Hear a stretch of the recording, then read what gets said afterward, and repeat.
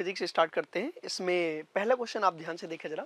First question में क्या बोला गया है, a bullet moving with a velocity of 50√2 metre per second is fired with into a target which it penetrate to the extent of D metre. ठीक है ना, जैसे कोई एक टारगेट या एक वुडन ब्लॉक ले लो, टारगेट में कुछ भी आप ले सकते हैं। यहाँ पे एक बुलेट को फायर किया गया, ठीक है, और इसकी जो वेलोसिटी है कितना है, 50√2 मीटर पर सेकेंड है। और जब ये इसके अंदर इंटर करता है तो इसकी डिस्टेंस इन्होंने बोल रखा है कि ये डी के बराबर है। ठीक है ना, बुलेट मतलब यहाँ के रेस्ट पे आ जा रही है। इसके बाद क्या बोला गया, आगे देखो जरा। If this bullet is fired into a target of d/2 metre thickness, मतलब इन्होंने बोला है कि अगर यही सेम बुलेट अगर जो है d/2 थिकनेस मतलब कि इंटर करे, क्योंकि d थिकनेस पे जाके रुक जा रहा है, तो अगर मान लीजिए आपका जो टारगेट है उसकी थिकनेस ऑलरेडी d/2 है, तो ऑब्वियस सी बात है जिस वेलोसिटी गया ये पूरा का पूरा इसको पेनिट्रेट करके बाहर निकल जाएगा। ठीक है ना, क्योंकि ये डी तक मतलब रेस्ट पे आता है, तो d/2 अगर आप सेपरेशन रखेंगे तो ऑब्वियस सी बात है कि ये बाहर चला जाएगा। ठीक है ना, तो आपसे बोला गया है कि ये कितने वेलोसिटी से, आपको ये बताना है कितने वेलोसिटी से ये बाहर आएगा। ठीक है, तो इन्होंने एक बात बोल रखा है कि रेजिस्टेंस जो है वो सेम लेना है। मतलब ये है कि दोनों केसेस में जो रिटार्डिंग फोर्स है या रिटार्डेशन जो बुलेट पे काम करेगा वो सेम लेके चलना है। ठीक है, तो एक काम करिए, पहले वाले कॉन्सेप्ट से आपको क्या मिलने वाला है, पहले वाले पार्ट से मिलेगा आपको रिटार्डेशन कितना काम कर रहा है, देन उसके बाद दूसरे वाले पार्ट में हम v की वैल्यू को फाइंड करेंगे। ठीक है ना, ध्यान रखना यहाँ पर भी स्पीड वही आपका 50√2 के बराबर ही दिया गया स्टार्टिंग में। अब यहाँ पे जरा लिखो, इसमें हम यूज करेंगे, यहाँ पे वेलोसिटी 0 हो जा रही है, थर्ड इक्वेशन ऑफ मोशन लगाएंगे यहाँ पे, तो v स्क्वायर बराबर u स्क्वायर, हमारा u कितना है 50√2 माइनस 2 इंटू ए, रिटार्डेशन हो जाएगा माइनस ले, क्योंकि रिटार्डेशन इंटू यहाँ का डिस्प्लेसमेंट कितना है डी के बराबर है। ठीक है ना, तो यहां से हमें एक इक्वेशन मिल जाएगा कि 2AD बराबर जो है कितना आएगा हमारा ये 50√2 का होल स्क्वायर। ओके, चाहो तो इसको सॉल्व कर लो या अभी यहीं पे रहने दो, बाद में हम इसको पुट कर लेंगे। ठीक है, नेक्स्ट देखो जरा। नेक्स्ट आपका बन जाएगा, यहां पे जब आप अप्लाई करेंगे सेकंड वाले पार्ट में, तो सेकंड वाले पार्ट में क्या बनने वाला है कि यहाँ पे हमारी स्पीड तो यही था u के बराबर, u तो हमारा वही काम कर रहा है, बट v हमें फाइंड करना है और हमारा जो डिस्टेंस है वो कितना दिया d/2। Third equation motion use करेंगे, v स्क्वायर बराबर u स्क्वायर कितना आएगा 50√2 का whole square minus 2a into जहां पे d है वहां पे क्या काम करेगा d/2। अब ध्यान रखना है, हमें पता है कि 2AD की वैल्यू 50√2 का होल स्क्वायर है। इसको यहाँ पे 2AD जो ये पूरा टर्म बना हुआ है ये वाला, इस पे अगर हम रख दे तो कोई प्रॉब्लम है, रिप्लेस कर देते हैं। तो फाइनली क्या बनेगा, v स्क्वायर बराबर हो जाएगा 50√2 का होल स्क्वायर माइनस ये हो जाएगा आपका 50√2 का होल स्क्वायर बाई 2। ठीक है, मैं स्क्वायर नहीं कर रहा, थोड़ा सॉल्यूशन में इजी हो जाएगा। यहां से 50√2 को आप कॉमन ले सकते हैं, तो 50√2 का होल स्क्वायर हो जाएगा कॉमन, फाइनली क्या बचेगा 1 माइनस 1/2 मीन्स ये हो जाएगा आपका 50√2 का होल स्क्वायर बाई 2। और यहां से आप एक काम करना, इसके बाद हम लोग नेक्स्ट इसमें करेंगे, जैसे इसको सॉल्व कर लेना, हम यहाँ पे सॉल्व कर दे रहे हैं। देखो जरा, यहां से मिल जाएगा v इक्वल टू, ये स्क्वायर रहेगा, v इक्वल टू हो जाएगा 50√2 वैसे ही रहेगा अपॉन √2, √2 से √2 क्या हो गया cancel, finally v equal to आ जाएगा 50 मीटर पर सेकेंड। तो आपका आंसर कौन सा करेक्ट है इस वाले पार्ट में, सी ऑप्शन करेक्ट है। ठीक है ना, फर्स्ट क्वेश्चन का सी ऑप्शन। ठीक है ना, थोड़ा सा कॉन्सेप्चुअल क्वेश्चन है, इसमें दो पार्ट में हमें इसको डिस्कस करना पड़ा, इसलिए थोड़ा सा लेंदी हो सकता है, बाकी बेसिक कॉन्सेप्ट पे बेस्ड क्वेश्चन है। चलिए क्वेश्चन नंबर 2 की बात करते हैं। क्वेश्चन नंबर 2 बहुत आसान है, आप देख सकते हैं, इजी है, इसको आप ध्यान से देखें। इन्होंने बोला कि in the formation of a rainbow light from the sun on water droplet undergoes. Actual में आपने रेनबो फॉर्मेशन की बेसिक चीज़ें पढ़ी होंगी, कैसे होता है। होता क्या है कि जैसे मान लीजिए एक आपका कोई वाटर ड्रॉप है, ठीक है ना, तो इसमें क्या होता है जब भी एक सनलाइट आती है, ध्यान रखना, जैसे सनलाइट आती है तो सनलाइट पहले यहाँ पे क्या होगी, रिफ्लेक्ट होती है, इसके बाद यहाँ पे TIR होता है, TIR मतलब टोटल इंटरनल रिफ्लेक्शन, इसके बाद ये इधर जाएगा, फिर यहां से आपका जो है डिस्पर्जन स्टार्ट हो जाता है। ठीक है ना, क्योंकि विदाउट डिस्पर्जन आपका कलर का पूरा जो मतलब जो ये कलर्स आपके अलग अलग होते हैं, स्प्रेड होते हैं, ये मिलेगा नहीं। तो ध्यान रखना, यहाँ पे एक पॉइंट पे TIR होता है, उसके बाद आपका क्या होता है डिस्पर्जन होता है। मीन्स जो रेनबो फॉर्मेशन है वहां पे TIR और डिस्पर्जन दोनों होता है। तो आप देख सकते हैं इसमें क्या आ जाएगा हमारा, dispersion and total internal reflection. तो आपका कौन सा आंसर करेक्ट है, सी ऑप्शन करेक्ट है, ठीक है ना। मतलब कि ये वाटर ड्रॉप है, यहां से लाइट आई, यहाँ पे इंटर किया, ये जाकर के इस पॉइंट से बाहर नहीं आता है, यहां से क्या करता है, ये रिफ्लेक्ट होता है वापस से। तो ये क्योंकि ये रिफ्लेक्शन जैसा काम करता है तो इसको बोलते हैं TIR, टोटल इंटरनल रिफ्लेक्शन, ठीक है ना। चलिए नेक्स्ट बात करते हैं, थर्ड। तो सी ऑप्शन करेक्ट हो गया। थर्ड क्वेश्चन की बात करते हैं, बहुत बेसिक कॉन्सेप्ट पे है ये, आप जब पढ़ोगे रेनबो के बारे में तो उसमें बहुत बेसिक दिया है, NCERT से बेस्ड है। अगला इन्होंने बोला है कि the resultant resistance of n resistance wire each of r ओम। इन्होंने बोला कि n नंबर ऑफ रेजिस्टेंस है जो कि स्मॉल r के बराबर एक रेजिस्टेंस दिया गया है, उसका रिजल्टेंट जो है वो r के बराबर है। उसके बाद इन्होंने बोला कि when they are connected in parallel, मतलब जब वो पैरेलल में कनेक्टेड है तब उसका रेजिस्टेंस r के बराबर है। मींस ये है कि आपको क्या दिया गया है कि यहाँ पे मान लीजिए कि ये R है, ये भी R है, ये भी R है, ऐसे डॉट डॉट करके n नंबर ऑफ रेजिस्टेंस ऐसे पैरेलल में जोड़े गए हैं। इनका जो इक्विवेलेंट है, R इक्विवेलेंट पहले वाले केस में, वो हमारा R के बराबर है। तो ध्यान रखना, आपको पता है कि पैरेलल के केस में 1/r इक्विवेलेंट बराबर कितना होता है, 1/r plus 1/r plus dot dot कितना, n टाइम्स। तो यहां से क्या बन जाएगा, 1/r बराबर n/r आ जाएगा, ठीक है, ऑब्वियस सी बात है। तो यहां से जो हमारा r निकल के आएगा वो कितना आएगा, वो हो जाएगा n इंटू आर। एक पार्ट क्लियर हुआ, मतलब आपको स्मॉल r और जो ये कैपिटल R पहले वाले केस में दिया गया इसकी वैल्यू आ जाएगी, ठीक है। नेक्स्ट बात करते हैं, नेक्स्ट में क्या आएगा आपका कि अब इन्होंने बोला है कि जब इन्हीं n रेजिस्टेंस जो हमारे स्मॉल r है, इनको जब हम सीरीज में जोड़ेंगे तब इक्विवेलेंट कितना होगा। तो आपको पता चल गया कि एक रेजिस्टेंस की वैल्यू हमारा कितना है, NR के बराबर। तो जो मतलब हमारा अगर सीरीज में जोड़ेंगे तो क्या बनेगा, तो ध्यान देना जरा, सीरीज में जोड़ने पे आपका बन जाएगा, देखो जब इन्हीं n नंबर ऑफ रेजिस्टेंसेस को आप सीरीज में जोड़ेंगे इस तरीके से, ये n टाइम्स आपका बन जाएगा। तो क्या बन जाएगा, R इक्विवेलेंट यहाँ पे जो फाइनली बनेगा कितना आएगा, R plus R plus R plus dot dot कितना, n टाइम्स, क्योंकि आप जानते हैं सीरीज में R इक्विवेलेंट हमारा R1 plus R2 plus dot dot जितने भी होते हैं Rn होता है। क्योंकि ये सब बराबर है तो कितना आएगा, n टाइम्स ऑफ R बन जाएगा। बट आपने R की वैल्यू जो पढ़ी है वो कितना अभी निकाला था, n इंटू आर, अभी जस्ट निकाला था हमने, रख देना। तो R इक्विवेलेंट जो फाइनली आएगा हमारा n इंटू एन आर बराबर कितना आएगा, n स्क्वायर R आ जाएगा। तो हमारा कौन सा आंसर करेक्ट है इसमें, जो हमारा थर्ड क्वेश्चन है इसमें डी ऑप्शन करेक्ट है। आई थिंक क्लियर होगा, बहुत बेसिक चीज है ये, क्वेश्चन आपने किए होंगे, बहुत सिंपल सा है। चलिए नेक्स्ट में बात करते हैं। हाँ, ये मैग्नेटिज्म का है, मैग्नेटिज्म का बेसिक आपके यहाँ है, उसके बारे में बात कर लेते हैं। देखो जरा, तो ये फोर्थ क्वेश्चन है। देखो मैग्नेटिज्म में आपने पढ़ा होगा कि कोई अगर वायर दिया गया है और वायर के आसपास मैग्नेटिक फील्ड के बारे में बात करना हो तो आपने एक एक्सपेरिमेंट उसमें जो दिया गया उसके अकॉर्डिंग देखा होगा कि अगर जो हमारा मैग्नेटिक फील्ड है वो करंट को बढ़ाने पे तो बढ़ता है, डायरेक्टली प्रोपोर्शनल है, बट जो मैग्नेटिक फील्ड है वो डिस्टेंस को बढ़ाने पे डिक्रीज होता है। मींस अगर सेपरेशन बढ़ेगा पॉइंट और वायर के बीच में तो वहां पे क्या होता है कि मैग्नेटिक फील्ड की वैल्यू कम हो जाती है, इसको बोलते हैं इनवर्सली प्रोपोर्शनल। तो अब आप यहाँ पे देख लो जरा कि जो पास में होगा उसमें मैग्नेटिक फील्ड ज्यादा होगी, जो दूर होगा उसका मैग्नेटिक फील्ड क्या होगा, कम होगा। आपसे बोला गया कि आपको इंक्रीजिंग ऑर्डर में लिखना है। इसका मतलब क्या हुआ कि सबसे पहले उसको लिखना है जहां पे मैग्नेटिक फील्ड कम है, और मैग्नेटिक फील्ड कम कहां होगी, जो ज्यादा डिस्टेंस पे होगा। तो आप देखो जरा, तीनों पॉइंट में ज्यादा डिस्टेंस पे कौन है, सेकंड वाला, तो वहां पे मैग्नेटिक फील्ड सबसे कम आएगा, तो सेकंड पॉइंट। देन उसके बाद कौन सा है, थर्ड पॉइंट है, मतलब ये कम होगा, उसके बाद आपका थर्ड आएगा, उसके बाद कौन सा आएगा, फर्स्ट आएगा, ठीक है ना। तो सेकंड, थर्ड और फिर फर्स्ट आएगा। कौन सा ऑप्शन करेक्ट आ रहा है आपका, बी ऑप्शन, ठीक है ना।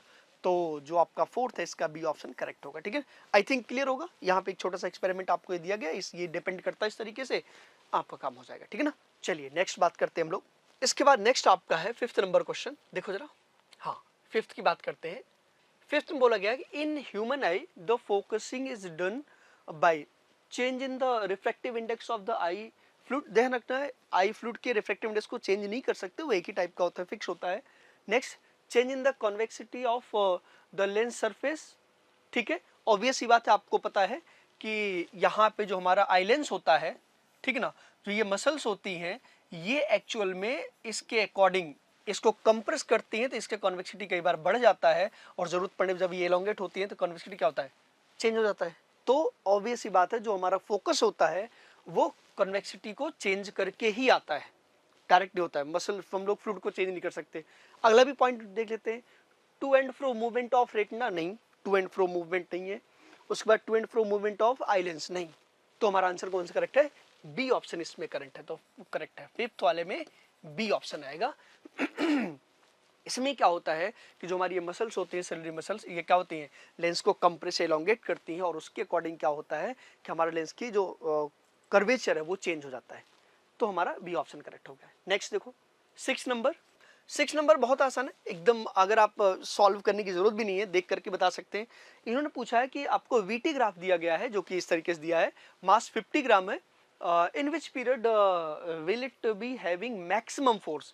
अब ध्यान देना, फोर्स का जो फॉर्मूला होता है, एफ बराबर क्या होता है हमारा फॉर्मूला, एम ए होता है, मास तो दिया गया है, अगर एक्सेलरेशन ज्यादा हुआ तो फोर्स ज्यादा हो जाएगा।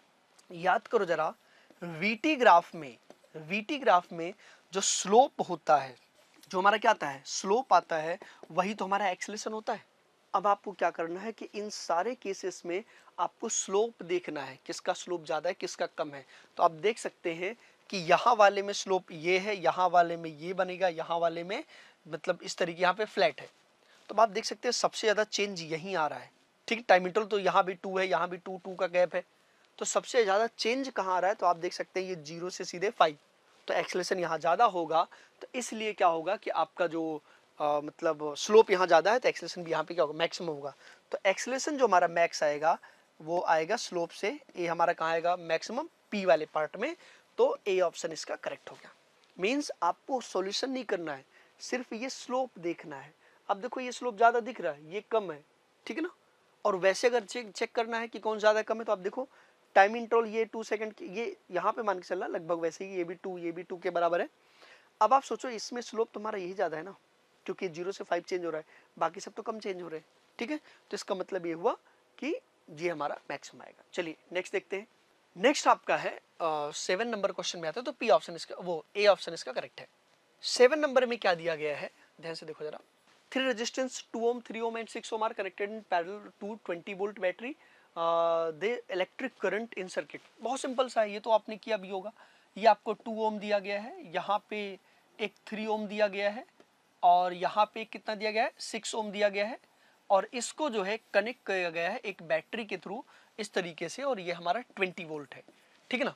आपको बताना है कि इसका जो मतलब करंट है वो कितना होगा। देखो जनरली शॉर्ट में देखो, इसका सॉल्यूशन तो ये आपका सिंपल सा है कि 1/R इक्विवेलेंट अगर आप निकालेंगे कितना आएगा हमारा, 1/2 प्लस 1/3 प्लस 1/6। पहले ये सॉल्व करेंगे, 6 आपका एलसीएम में आ गया, इसके बाद आपका ये हो जाएगा कितना, 3 प्लस 2 प्लस 1 आ जाएगा, ठीक है ना।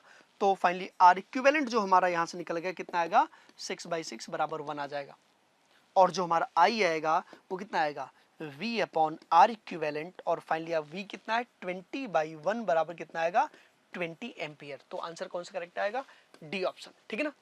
बट फिलहाल जब हम लोग बाद में सॉल्व करते हैं थोड़ा सा समझते हैं। देखो पैरेलल में कभी भी अगर एक रेजिस्टेंस कोई दिया है, उसके साथ वाला 2 टाइम्स है, तो डायरेक्टली इस बड़े वाले को 3 से डिवाइड कर लेते हैं। एक्चुअल में क्या है, थोड़ा फास्ट करने के लिए हम लोग इसको सॉल्व करने की तरीका है, ये 3 है 6 है, 2 टाइम्स है इसका, तो इसको 3 से डिवाइड कर दो सीधे। ये 3 नहीं, 3 से डिवाइड करना है, तो कितना आएगा, 6/3 कितना आएगा हमारा, 2 आ जाएगा। मतलब ये हमारा 2 हो गया, और 2 और 2 ये मिलाओगे जब आप, तो कितना आ जाएगा, ये 1 हो जाएगा। तो फाइनली हमारा आर इक्विवेलेंट कितना आ गया, 1। तो बाद में जब हम लोग सीखते हैं तो इस तरीके से नहीं सॉल्व करते, इसको बहुत शॉर्ट में करते हैं। देखो आर हमारा 1 यहाँ आया था, ये एक लाइन में आप देख करके आंसर निकाल सकते हैं, कोई प्रॉब्लम नहीं है, वो बाद में डिस्कस करेंगे हम लोग, ठीक है ना। नेक्स्ट आते हैं 8 नंबर पे। तो आंसर क्लियर हो गया इसका, डी ऑप्शन करेक्ट है। चलिए 8 नंबर की बात करते हैं। 8 नंबर में बोला गया the term refraction of light. आपको सबको पता है कि रिफ्रैक्शन ऑफ लाइट क्या होता है, कि जब लाइट एक मीडियम से दूसरे मीडियम में जाती है तो अपने पाथ से डेविएट हो जाता है, ठीक है ना। इसी को हम लोग क्या बोलते हैं, रिफ्रैक्शन ऑफ लाइट। तो इसमें देख लो जरा, the bending of light rays when it enters from one medium to another medium, ठीक है, करेक्ट है ये। अगला पॉइंट पढ़ लेते हैं, ठीक है ना। Splitting of white light into 7 क्लस, नहीं ये तो डिस्पर्जन का केस है। Next bending of light round corner of obstacle and aperture, नहीं ये भी नहीं है। नेक्स्ट आपका है coming back of light after striking the bright smooth surface, ये तो रिफ्लेक्शन है। तो रिफ्लेक्शन हमारा कौन सा आएगा, फर्स्ट वाला वही है कि बेंडिंग ऑफ लाइट, ठीक है ना। तो ये ऑप्शन इसका करेक्ट है। ये तो सिंपल फिनोमेना वाला पार्ट दिया गया, कुछ नहीं है। चलिए नेक्स्ट बात करते हैं हम लोग। तो नेक्स्ट आपका है 9 नंबर में, जरा देखें क्वेश्चन नंबर 9। सिंपल सा इन्होंने बोल रखा है कि in given figure the force on arm BC, B से सी वाले पे आपको फोर्स बताना है किधर लगेगा, ठीक है ना। तो सिंपल सा है, आप जानते हैं कि ये हमारा नॉर्थ पोल है, ये हमारा साउथ पोल है, ठीक है ना। और यहाँ पे आपको एक इस तरीके से क्वाइल दिया गया है, ठीक है। और इसमें जो करंट हमारा है वो यहाँ से ऐसे पास होते हुए आ रहा है। फिलहाल अगर डायरेक्ट बताना हो तो कुछ ज़्यादा दिमाग नहीं लगाना है। इस सिचुएशन में आपको पता है कि हमारी मैग्नेटिक फील्ड नॉर्थ से साउथ होती है, ये तो क्लियर है। और अगर मान लीजिए मैग्नेटिक फील्ड के पैरेलल कोई वायर रखा गया है तो उस पर नेट फोर्स 0 आता है, क्योंकि इसमें जो फॉर्मूला F बराबर होता है वो हमारा होता है IB into L into sine theta. In case अगर फॉर्मूला नहीं है तो आपको पता होना चाहिए कि ये साइन थीटा की आता है। अब देखो इसमें करंट हमारा इधर जा रहा है और ये हमारा मैग्नेटिक फील्ड इधर है, तो एंगल कितना आएगा यहाँ पे 180 डिग्री। और 180 डिग्री जब आप यहाँ रखोगे तो साइन 180 हमारा कितना आता है 0, तो ये पूरा क्या बन जाएगा 0 बन जाएगा। बात क्लियर है।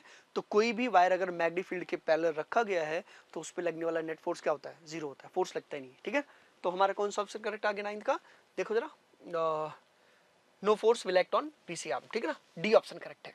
आई थिंक क्लियर हुआ होगा, ठीक है। चलिए नेक्स्ट बात करते हैं 10 नंबर की। हाँ 10 नंबर में बोला गया कि वही ऊपर वाला यहाँ से, मतलब जो ऊपर वाला क्वेश्चन है उसी के कॉन्सेप्ट पे ये बेस्ड है, ठीक है ना। इन्होंने बोला हुआ है कि इन सब में से करंट कैरिंग वायर है, ये मैग्नेटिक फील्ड है और ये फोर्स की डायरेक्शन शो किया है, और आपसे बोला गया है कि कौन सा करेक्ट है, ठीक ना। आपको इसमें बताना है कि हमारा जो क्वेश्चन वो दिया गया है इसमें कौन सा डायग्राम करेक्ट है। तो देखो इसको सॉल्व करने का एक आपका राइट हैंड पाम रूल काम करता है, ठीक है ना। और एक आपका वही है फ्लेमिंग लेफ्ट हैंड रूल काम करता है। फ्लेमिंग लेफ्ट हैंड में क्या बोला गया याद है ना, FBI डायरेक्टली याद रखो, फोर्स मैग्नेटिक फील्ड करंट। अब इसी को चेक करते हैं, ठीक है ना। पहले मैग्नेटिक फील्ड रखेंगे, फिर करंट तरफ इसको बेंड करेंगे, अगर ये फोर्स के साथ मैच करेगा तो करेक्ट होगा, नहीं तो नहीं, 90 डिग्री, ठीक है ना। देखो यहाँ पे जब आप रखोगे तो ये मैग्नेटिक फील्ड हो गया, करंट हमारा कहाँ है ऊपर, ठीक है ना। तो फोर्स कहाँ आ रहा है इधर आ रहा है, जबकि इसमें क्या शो किया इधर, ये गलत हो गया। इसमें देखो जरा, करंट ऊपर, ठीक है ना, और फोर्स हमारा कहाँ है इधर है, मैग्नेटिक फील्ड के अंदर, तो मतलब ये करेक्ट हो गया, ठीक। तो आपका जो क्वेश्चन नंबर 10 है, क्वेश्चन नंबर 10 में देखो जरा सेकंड वाले में, ये हमारा करंट हो गया, ये मैग्नेटिक फील्ड है, तो ये मैग्नेटिक फील्ड शो करता है इधर, करंट कहाँ है ऊपर, तो फोर्स कहाँ आएगा इधर, ये फोर्स हो गया। दूसरा, इसमें राइट हैंड पाम रूल भी यूज कर सकते हैं। राइट हैंड पाम रूल क्या होता है कि अगर जो है ये जो फिंगर्स है सारी, ये हमारा जो है मैग्नेटिक फील्ड को शो करे और जो थंब हमारा है वो करंट को शो करे, तो जो ओपनिंग ऑफ पाम की डायरेक्शन है इधर परपेंडिकुलर, इसको हम लोग डायरेक्शन ऑफ फोर्स बोलते हैं। देखो इसमें लगाओगे तो करंट इधर है, मैग्नेटिक फील्ड इधर, फोर्स इधर नहीं है, गलत है, फोर्स उधर दिखाया गया। इसमें देखो करंट इधर, मैग्नेटिक फील्ड इनवर्ड, तो फोर्स देखो इधर आ रहा है, ओपनिंग की तरफ लगना चाहिए, तो ये आपका आ जाएगा, और मतलब सेकंड ऑप्शन करेक्ट है। तो इसमें दोनों तरीके से आप निकाल सकते हैं, इसमें कौन सा करेक्ट आएगा हमारा, बी ऑप्शन करेक्ट आएगा, ठीक है ना। चलिए 10 नंबर हो गया। 11 की बात कर लेते हैं। हाँ 11 में क्या बोला गया, ध्यान से देखना, ये करंट का चैप्टर का है। इन्होंने बोला कि ABC are identical, what happen to the brightness of A and C, A और C की ब्राइटनेस के बारे में बताना है अगर B जो है फ्यूज हो जाए। आप सोचो जरा, अगर B फ्यूज हो गया तो क्या होगा पता है ना, ये पूरा का पूरा सर सिस्टम ही जो है बैटरी से कट हो जाएगा। समझ गए बात को, क्योंकि ये फ्यूज हुआ तो ये तो यहाँ लगा हुआ है, तो यहाँ से करंट जाना ही बंद हो जाएगा। समझ गए बात को, ठीक है।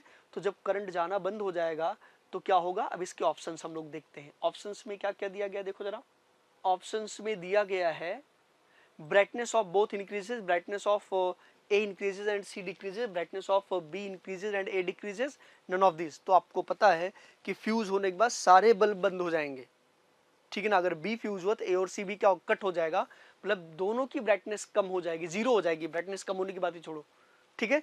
तो क्या आएगा आपका इसमें डी ऑप्शन आ जाएगा, तो 11 का डी हो जाएगा। एक्चुअल में दोनों बल्ब जो है वो ऑफ हो जाएंगे, ठीक है ना। तो ब्राइटनेस में डिक्रीज या 0 हो जाएगी कह सकते हैं, ठीक। चलिए फिलहाल तो इसमें कोई मैच नहीं करा, तो हमारा कौन सा आएगा, डी ऑप्शन आ जाएगा, ठीक ना। नेक्स्ट बात करते हैं।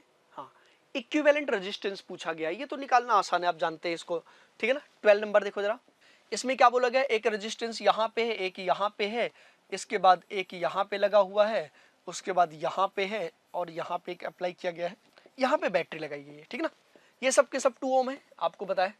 अच्छा, सबसे बड़ा कंफ्यूजन यहाँ पे ये होता है कि हम स्टार्ट कहाँ से करें। तो देखो, कभी भी कंफ्यूजन हो तो पहले देखो कहाँ पे इजीली करंट डायरेक्ट पास हो रहा है उसको निकालो। जैसे ये बैटरी है, ये पॉजिटिव है तो यहाँ से करंट जाएगा ऐसे, ये दो पार्ट में स्प्लिट हो गया, ठीक है ना।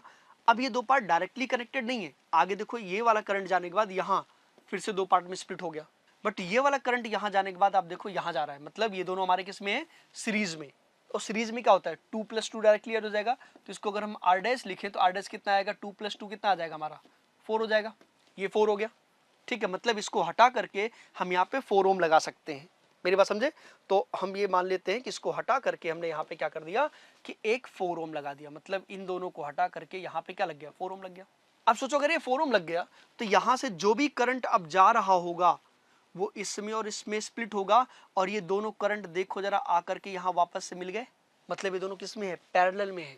और अगर पैरेलल में है तो आपको पता है इन दोनों का जो इक्विवेलेंट आएगा वो हम यहाँ निकाल लेते हैं, कितना आएगा हमारा, यहाँ पे आर डबल डैश इसको लिख देते हैं, तो ये कितना हो जाएगा 4 × 2/4 + 2, वही R1 R2 upon R1 + R2, directly 1/R करके निकालोगे तो उसका ये 2 के लिए सिंपल फॉर्मूला बनता है। तो कितना आएगा देखो जरा, ये हो जाएगा 8/6, मतलब कितना आ जाएगा 4/3। और याद करो जरा, अभी जस्ट एक जो क्वेश्चन किया था करंट निकालो, उसमें क्या बोला था हमने, अगर एक रेजिस्टेंस दूसरे का 2 टाइम्स है तो बड़े वाले को 3 से डिवाइड कर देना, पैरेलल के केस में डायरेक्टली इक्विवेलेंट निकलता है। देखो यहाँ पर भी ये 2 है 4 है, इसका 2 टाइम्स है तो बड़े वाले को 3 से डिवाइड करो, कितना आएगा 4/3। अब देखो इतना सॉल्व करना है, एक लाइन में आंसर आ गया 4/3, क्लियर। अब इसके बाद क्या है, इसका डायग्राम हम एक और बनाते हैं क्योंकि इसमें बहुत ज्यादा हो जाएगा फिर गड़बड़ हो जाएगा। देखो जरा क्या आएगा, तो अगले डायग्राम में क्या है कि जैसे अभी ये हमारा पूरा क्या बन गया, 4/3 बन गया। देखिए जरा, यहाँ पे ये करंट वो बैटरी हो गया, यहाँ पे 2 ओम लगा है, यहाँ पे हमारा जो है दोनों मिलके कितना बन गया 4/3 बन गया, और साथ में यहाँ पे एक रेजिस्टेंस और है 2 का, और ये कनेक्टेड है ऐसे, ठीक है। अब देखो जो भी करंट यहां से जाएगा ये दो पार्ट में इधर उधर स्प्लिट होगा, बट ये वाला सीधे यहां जाएगा, मतलब ये दोनों अब किस में आ गए, सीरीज में। देखो सेम करंट जा रहा है, तो इसका जो आएगा आर ट्रिपल डैश, इसलिए हम डैश लिख रहे हैं ताकि आपको समझ में आए कि हर एक पार्ट को रिड्यूस किया गया है। जब इसको निकालोगे तो कितना आएगा हमारा 4/3 + 2, तो 4/3 + 2 कितना आएगा हमारा, ये एलसीएम लेना, 6 + 4 कितना आएगा 10/3 बन जाएगा, ठीक है। अब ये 10/3 बन गया तो सोचो ये पूरा, और ये मतलब ये है कि अब हम क्या कर सकते हैं कि इस वाले पॉइंट पे हम इसको हटा करके यहाँ पे क्या लगा सकते हैं 10/3, तो यहाँ जो भी करंट जाएगा ये इसमें और इसमें कन्वर्ट होगा, तो 10/3 और 2 हमारे किस में आ गए, पैरेलल में। तो जब ये पैरेलल में आएंगे तो यहाँ पे काम क्या करेगा हमारा, देखो जरा 1/R इक्विवेलेंट बराबर कितना आएगा 1/2 प्लस यहाँ कितना आएगा आपका, ये हो जाएगा 1/10/3। इसको सिंप्लीफाई करना जरा, तो ये 1/2 प्लस ये कितना आएगा 3/10, ठीक। अब इसको सॉल्व करना है, तो सॉल्व करने के लिए इधर देखो जरा, तो हमारा क्या था 1/R इक्विवेलेंट कितना आया था 1/2 प्लस ये हो जाएगा 3/10, 10 आपका एलसीएम में चला जाएगा, ठीक ना। यहाँ से कितना आएगा 5 आ जाएगा प्लस 3, तो कितना आएगा हमारा 8/10 आ जाएगा। तो आर इक्विवेलेंट कितना होगा, इसको रिवर्स कर देना 10/8, मतलब कितना आएगा हमारा 5/4, और 5/4 का मतलब कितना हो गया 1.25, ठीक है। तो अब देख सकते हैं हमारा आंसर कितना आ जाएगा, बी ऑप्शन। तो 12 का जो है वो बी ऑप्शन करेक्ट हो गया, ठीक है। चलिए नेक्स्ट देखो जरा, थर्ड आपको दिया गया as shown in the figure, a lens is made of 2 different materials, a point object is kept on the axis, how many images. देखो लेंस में बहुत सिंपल सी बात है, ठीक है ना, जितने अलग अलग रिफ्रैक्टिव इंडेक्स होंगे उतने अलग अलग तरीके से ये रिफ्रैक्ट करेगा। तो यहाँ पे नंबर ऑफ कितने हैं आपको देखो जरा, एक ये है, एक ये, दोनों सेम है, और एक ये है, तो कितने बनेंगे 2 बनेंगे। तो इसका आंसर जो आपका है 13 का वो कौन सा आएगा, बी ऑप्शन करेक्ट आएगा। क्यों, क्योंकि ध्यान रखना है यहाँ पे ये वाला रिफ्रैक्टिव इंडेक्स और ये वाला दोनों क्या है सेम है, और ये क्या है डिफरेंट। तो ऐसा नहीं कि आपने 2 पार्ट देखा, ये अलग 2 हो गया, एक अलग ये 3, नहीं, ये दोनों सेम ही है। तो इनका जब रिफ्लेक्शन करोगे तो एक ही पॉइंट पे जाके मीट करेंगे, ठीक है ना, और इसका जो है कहीं अलग जाके मीट करेगा, तो कितनी इमेज बनेंगे 2 बनेंगे। तो ऑप्शन कौन सा करेक्ट है, बी ऑप्शन करेक्ट है, ठीक है ना। चलिए 14 नंबर देखते जरा, तो बात करते हैं 14 नंबर की। 14 में आपको क्या दिया गया है, sometimes people in the desert see what appears to be water this happens because, देखो इसको अगर आपको याद हो कि कहीं आप डेजर्ट में हो या कभी आप हाईवे वगैरह पे जा रहे हो गर्मी के टाइम पे, तो आप देखते हो कार वगैरह से जा रहे हो तो आप देखो कुछ दूर पे ऐसा लगता है वहां पे पानी है, ठीक है ना, वाटर है, जबकि जब पास जाते हैं तो ऐसा कुछ नहीं होता है। डेजर्ट में भी ये शो होता है, ठीक है, इसको मिराज बोलते हैं। बात क्लियर है। अब मिराज कैसे होता है तो ध्यान रखना है, मिराज का रीजन है कि जब गर्मी के टाइम पे जैसे डेजर्ट वगैरह में जब सनलाइट पड़ता है तो अर्थ की सरफेस का टेम्परेचर ज़्यादा हो जाता है। टेम्परेचर ज़्यादा होने से क्या होता है कि यहाँ जो सरफेस होता है, ऐसे जो एयर की लेयर्स है, ये एयर है पूरा, इसमें क्या होगा, यहाँ का टेम्परेचर ज़्यादा, यहाँ कम है कम है कम है, तो इसके जो रिफ्रैक्टिव इंडेक्स हैं एक्चुअल में जैसे जैसे ऊपर जाते हो एन की वैल्यू, जो रिफ्रैक्टिव इंडेक्स हमारा है वो एक्चुअल में क्या होता है, उसमें क्या होगा, आपका रिफ्रैक्टिव बढ़ता जाएगा, ठीक है ना, ये इंक्रीज होता जाएगा। इसकी वजह से क्या होता है कि जो लाइट आ रही होती है वो अवे फ्रॉम द नॉर्मल ऐसे बेंड होती जाती है और फिर जा करके वो क्या होता है कि इसका एंगल क्रिटिकल से जैसे ज़्यादा होगा तो ये रिफ्लेक्ट हो जाती है और फाइनली इसकी एक इमेज शो होती है, जो कि इस यहाँ पे अगर कोई ऑब्जेक्ट दिया गया है तो इसका जस्ट इन्वर्टेड इमेज लगता है। और इन्वर्टेड इमेज ऐसे दिखता है जैसे लगता है कि जैसे तालाब के किनारे कोई पेड़ अगर है, ठीक है ना, ऐसे, तो उसकी इमेज जस्ट अपोजिट दिखती है, वैसे ये भी बनता है। इसी को ही मिराज बोलते हैं। तो ये किसकी वजह से हुआ, जो ये डेंसिटी में डिफरेंस की वजह से, जो एयर की डेंसिटी में डिफरेंस की वजह से रिफ्रैक्टिव इंडेक्स चेंज हो जाता है। अब देखो कौन सा करेक्ट है, तो यहाँ पे दिया हीटेड सैंड रिफ्लेक्ट्स लाइट, नहीं सैंड से लाइट रिफ्लेक्ट नहीं होती है। उसके बाद है the sun transmitted blue light wavelength, नहीं इससे भी नहीं होता ये। Light reflect through air of different density, हाँ डेंसिटी डिफरेंट होती है, इसकी वजह से रिफ्रैक्टिव इंडेक्स इसका डिफरेंट हो जाता है, ठीक है ना, बात क्लियर है। और उसके बाद their eyes cone and rod sales, नहीं, तो कौन सा ऑप्शन आपको करेक्ट है, सी ऑप्शन करेक्ट है। तो हीटिंग होने के बाद ये जो डेंसिटी है चेंज होती है, जिससे रिफ्रैक्टिव इंडेक्स चेंज हो जाता है, ठीक है ना। तो ऊपर डेंसर नीचे रेयर होता है, तो जैसे जैसे लाइट आती है रिफ्लेक्ट होती जाती है और फाइनली आपकी TIR हो जाता है। तो जिस पॉइंट से जाता है ये हमारा यहाँ पे TIR होता है। बात क्लियर। थोड़ा कॉन्सेप्चुअल क्वेश्चन है, थोड़ा इसमें कॉन्सेप्ट अच्छा है, इसलिए ध्यान रखना। चलिए लास्ट क्वेश्चन की बात करते हैं। 15 नंबर में क्या बोला गया है कि इसमें दो मैग्नेट रखे गए हैं, इसके बारे में तो आपको पता ही है, और दोनों मैग्नेट ऐसे अट्रैक्शन शो कर रहे हैं। देखो जरा, दोनों मैग्नेट क्या शो कर रहे हैं, अट्रैक्शन। ये 2 हो गया, ये 3 हो गया, ये 1 हो गया, ये क्या हो गया, 4 हो गया। अच्छा, अट्रैक्शन शो कर रहे हैं तो क्या होगा, इनमें अपोजिट पोल्स बनेंगे। अगर ये नॉर्थ है तो ये क्या बनना चाहिए, साउथ, तो ये हमारा क्या बन जाएगा, साउथ, ये क्या बन जाएगा, नॉर्थ बन जाएगा। दूसरी कंडीशन क्या है, अगर ये साउथ है तो ये क्या बनेगा, नॉर्थ, तो यहाँ पे ये साउथ हो जाएगा और यहाँ पे क्या बन जाएगा आपका, ये नॉर्थ बन जाएगा। अब देख लो जरा क्या पूछा गया इन्होंने बोला कि नॉर्थ पोल कौन से हैं, तो देखो अगर 2 नॉर्थ पोल बनेगा तो 4 बनेगा, तो 2 के साथ 4 है, नहीं है। अगला क्या है, अगर 3 नॉर्थ पोल है तो 1 नॉर्थ पोल बनना चाहिए, तो 1 एंड 3 दिया गया, हाँ दिया गया है, तो मतलब क्या होगा हमारा, ये सी ऑप्शन करेक्ट है। बस बात खत्म, ठीक है ना। तो 15 का आप जो है आपका सी ऑप्शन करेक्ट आएगा। बात क्लियर। चलिए फिलहाल आज इतना ही।